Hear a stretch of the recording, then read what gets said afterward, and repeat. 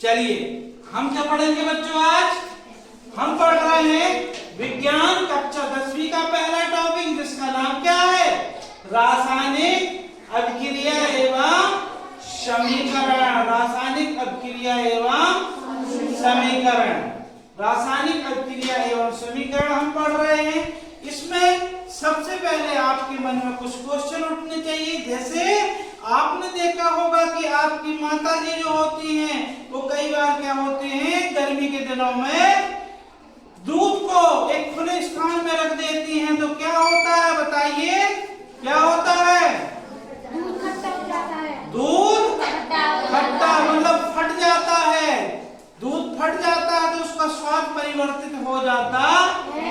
यह एक रासायनिक क्रिया का उदाहरण है। इसके अलावा आपने अन्य उदाहरण भी देखे होंगे। साइकिल चलाते हैं तो बरसात के दिनों में हमारे रिंग में और साइकिल की चेयर में या अन्य स्थानों पर एक लाल भूरे कलर की एक परत जम जाती है।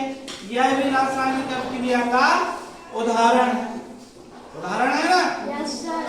अब रासायनिक अभिक्रिया होती क्या है? देखिए, रासायनिक अभिक्रिया का मतलब होता है कि जब कोई पदार्थ अपने मूल रूप से परिवर्तित हो जाता है और उसके भौतिक एवं रासायनिक गुण दोनों ही बदल जाते हैं, तो वो रासायनिक अभिक्रिया हो गई।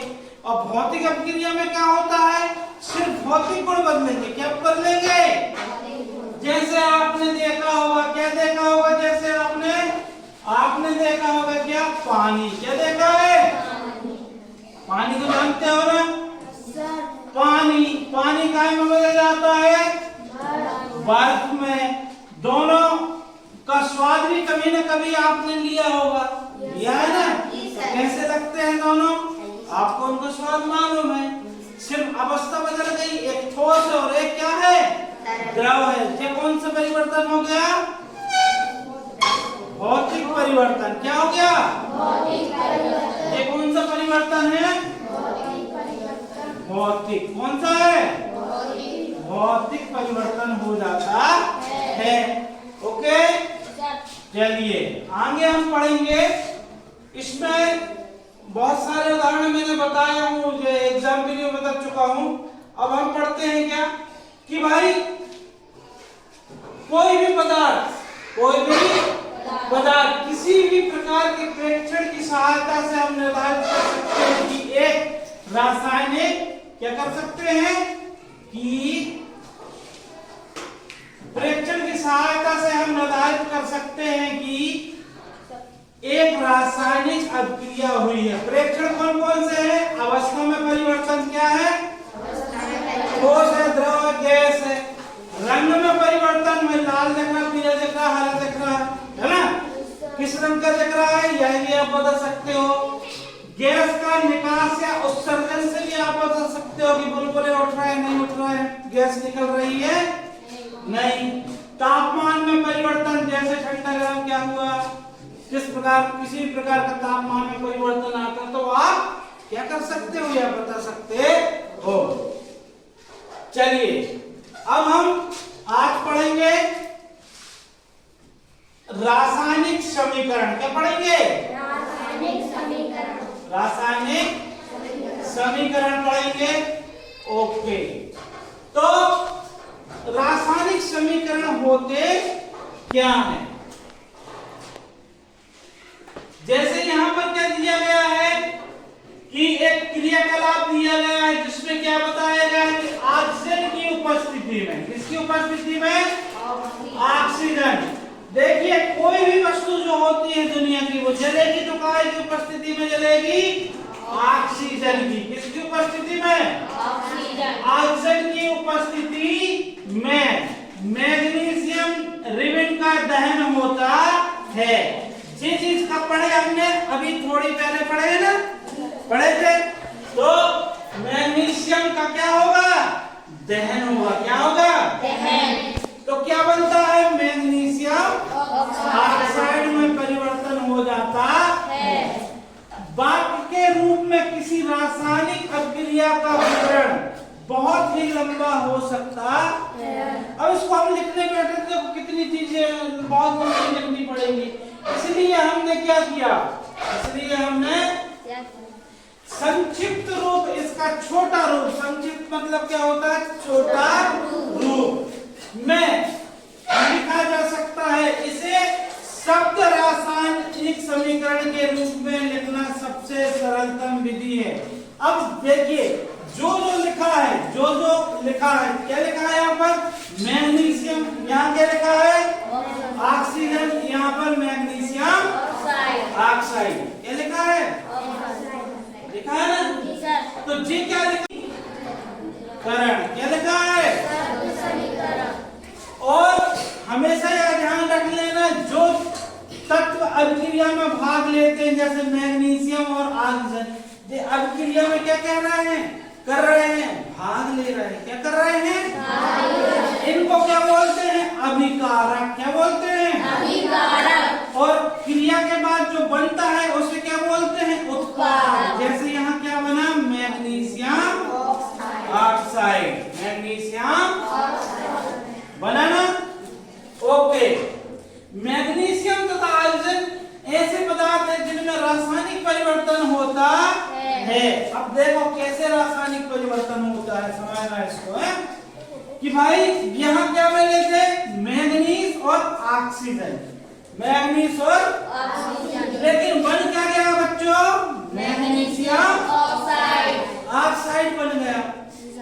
मैग्नीज का क्या था, रिबिन था, मैग्नीज का क्या था, रिबिन, मैग्नीज का क्या मिलाए थे, रिबिन।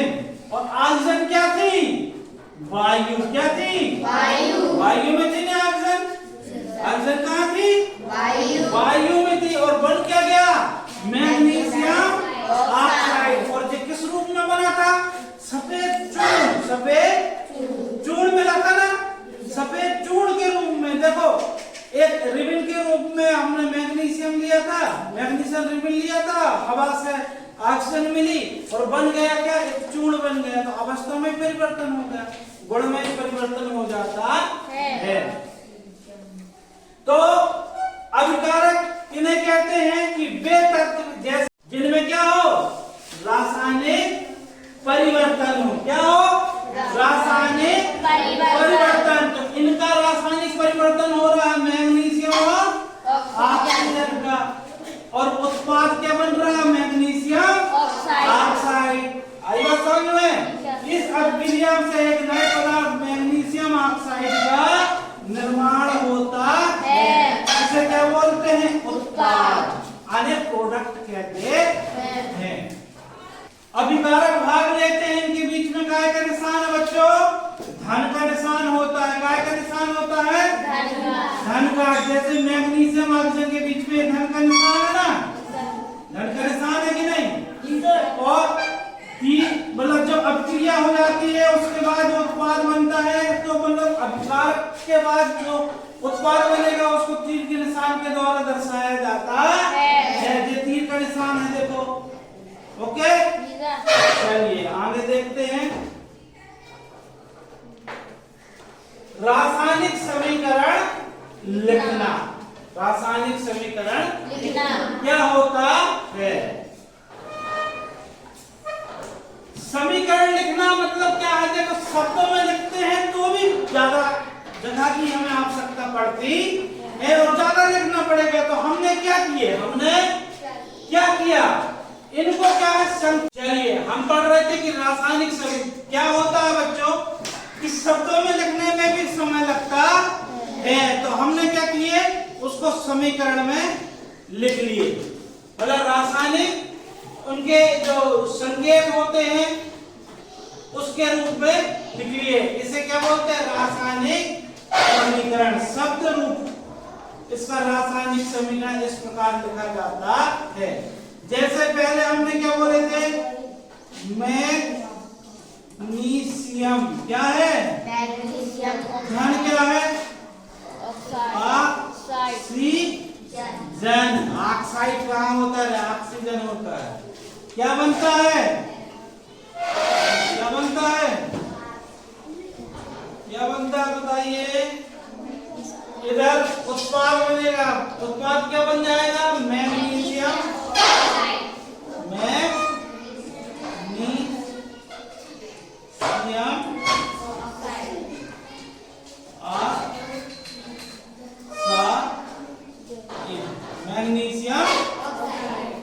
इसको हमने संकेत के रूप में इस प्रकार लिख देते हैं कि Mg प्लस O2 तीर का निशान लगाए और MgO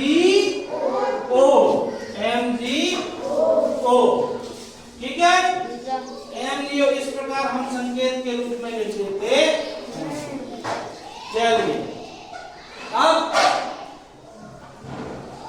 समस्या जो आती है, समस्या जो आती, यहां देखो आप थोड़ा, कहां देखेंगे, यहां देखेंगे, कहां देखेंगे, इसमें देखेंगे, है ना। देखो यहां लिखा है Mg, क्या लिखा है, Mg लिखा है और यहां पर लिखा है O2 और यहां पर क्या लिखा है MgO।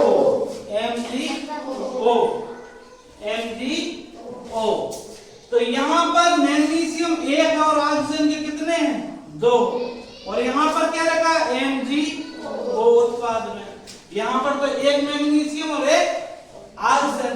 इसका मतलब क्या हुआ, इसका मतलब होता है कि हमारा जो समीकरण है वो क्या है, असंतुलित है। क्या है,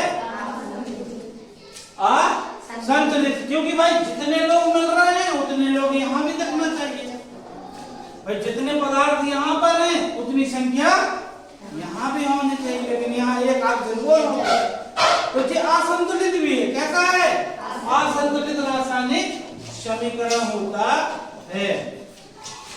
अब इसको हमें क्या करना है, संतुलित करना है। क्या करना है, संतुलित। संतुलित रासायनिक समीकरण का महत्व। अब ये टॉपिक को हमको आगे पढ़ना है कि किस प्रकार हम रासायनिक समीकरण को क्या करते हैं, क्या करते हैं, संतुलित करेंगे।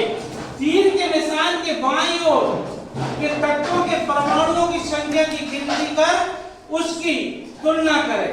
भाई यहाँ पर कितने परमाणु हैं, 1 हो गया, यहाँ 2 और यहाँ पर कितने हैं, 1 और 1। टोटल कितने भाई, जोड़ देंगे तो 3 और जेड को जोड़ देंगे तो 2। तो 1 कहाँ गया, 1 गोल हो गया क्या। तो इसलिए ये असंतुलित रासायनिक समीकरण है। यदि है तो समीकरण संतुलित है। मान लो दोनों साइड के तत्वों की संख्या, दोनों साइड के परमाणुओं की संख्या, दोनों साइड के परमाणुओं की संख्या बराबर है तो समीकरण क्या है, संतुलित।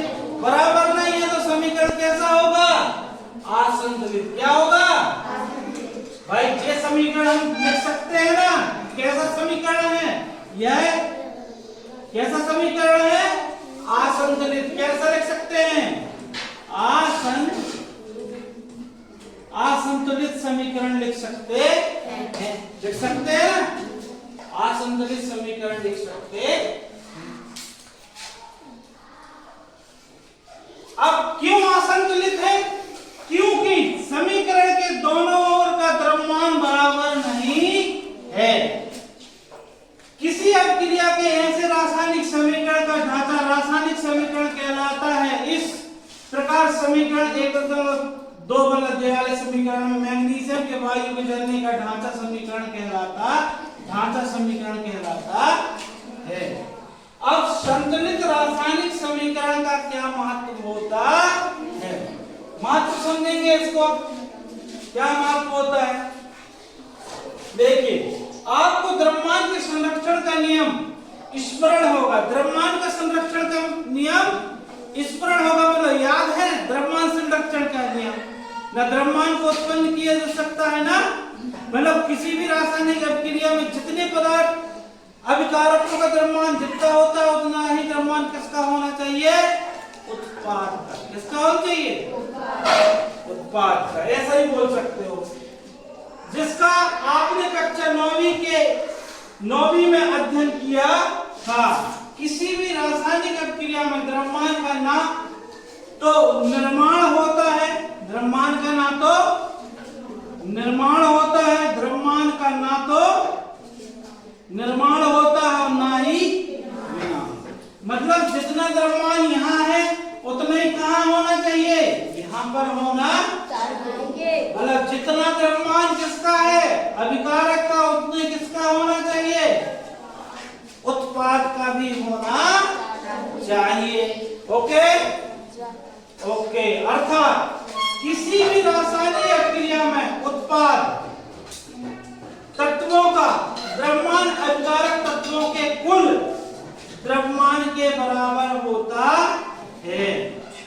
कि किसी भी रासायनिक अभिक्रिया में उत्पाद तत्वों का द्रव्यमान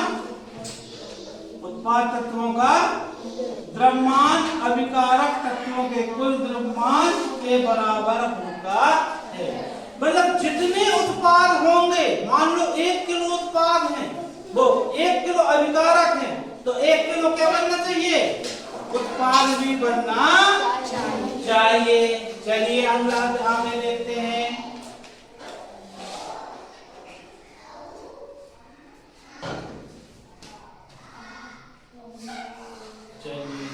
दूसरे शब्दों में रासायनिक अभिक्रिया के पहले या उसके पश्चात प्रत्येक तत्व के परमाणुओं की संख्या समान रहती है। या ऐसा भी कह सकते हो कि भाई जितने परमाणु क्रिया में भाग ले रहे हैं अभिकारक के तौर पे, उतने परमाणु कहाँ मिलना चाहिए, उत्पाद के तौर पे भी आपको मिलना चाहिए। ओके, जैसे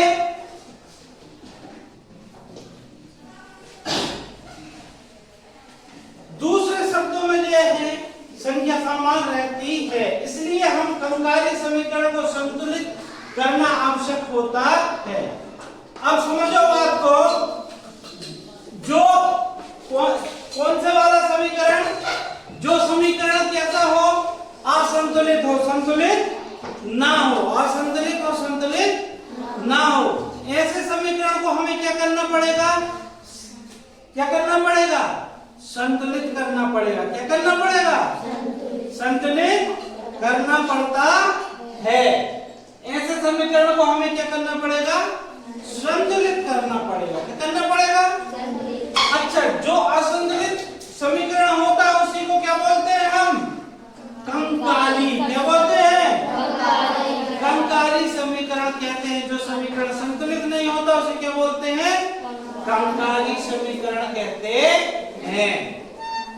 तो कंकाली समीकरण किसका नाम है, असंतुलित समीकरण का। किसका है, हाँ ध्यान रखना है, नहीं तो कंकाली आ जाए तो उनका कंकाली, समझ गए, कंकाली समीकरण का मतलब संतुलित रासायनिक समीकरण।